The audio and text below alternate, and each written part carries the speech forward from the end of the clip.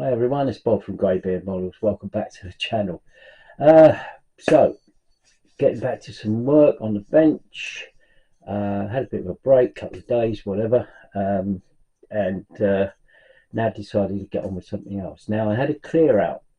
In my dining room, I've got a display case up on the wall, which, God, excuse me, which holds sort of die-cast vehicles, and I decided to clear that out. All the die-cast vehicles have been put back in their original boxes, so because I kept the boxes, and they've been put into storage, and that's left a display case on the wall.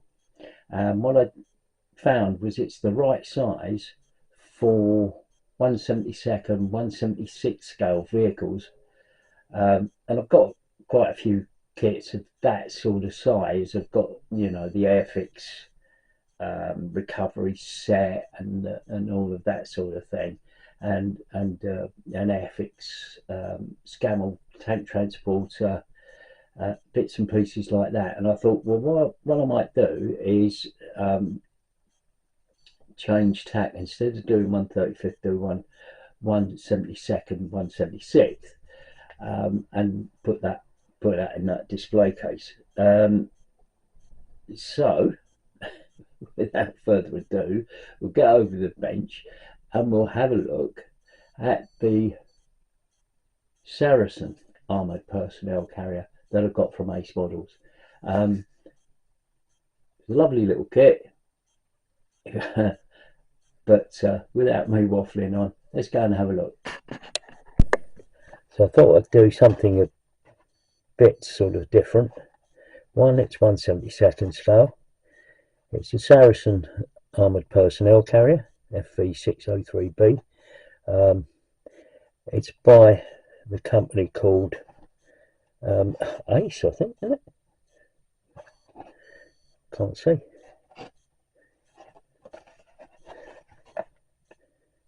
Made in Ukraine. Excellent. So that's good.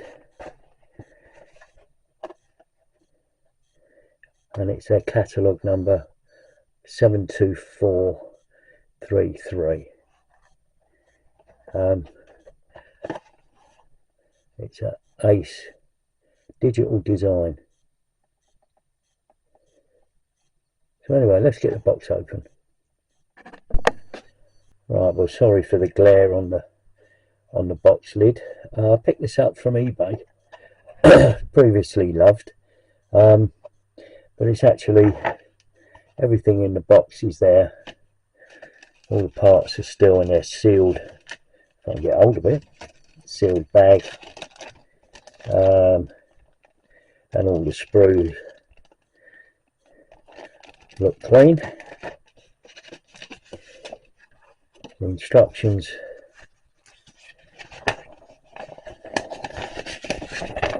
fairly straightforward, no colours on them, so obviously we'll need to do some research.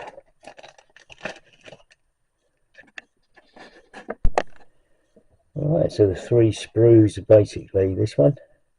This is sprue A, has all the main body parts on it.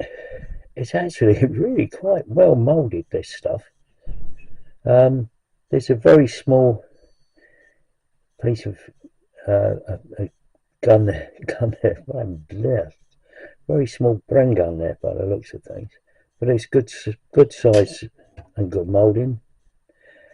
This is sprue number C, or letter C. Again, nice quality moulding. And finally sprue B, and those parts there, and that should go together nicely.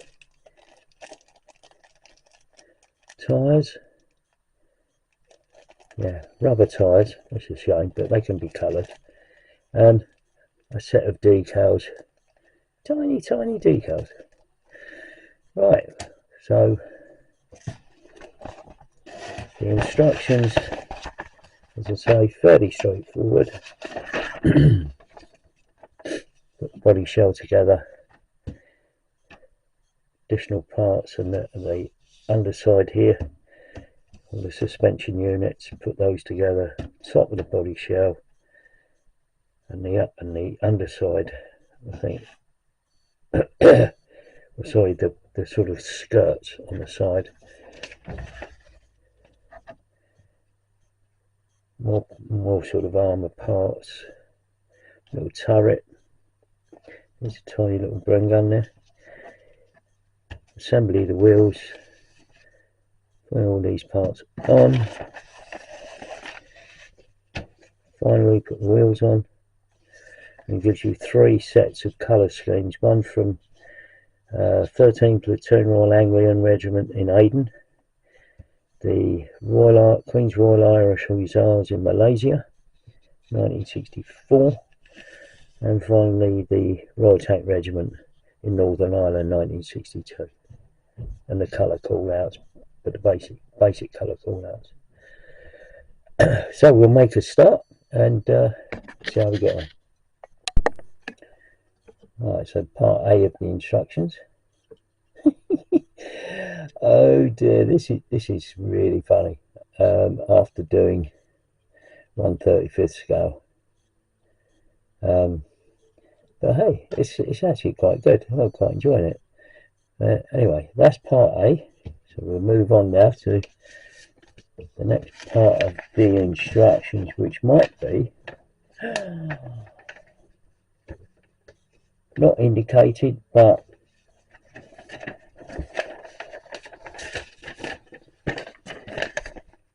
move that out of the way. Right, so the next part of the instructions is to do the suspension parts on both sides,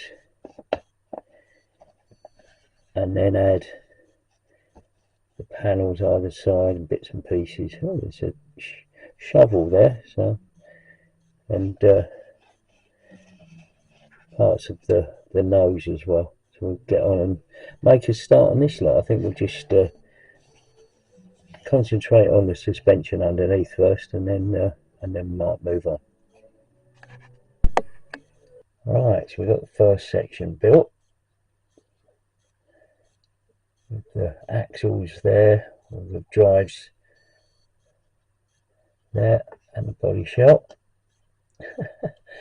This is tiny, but anyway, so we'll move on to the next section, which would be to do the suspension, and the suspension parts are, I'll move that out of the way. The suspension parts are here, the shock absorbers, and then the linkages there, and then the hubs there. Obviously 2 lots of hubs there. It's tiny, but hey, it's good fun. Anyway, moving swiftly on.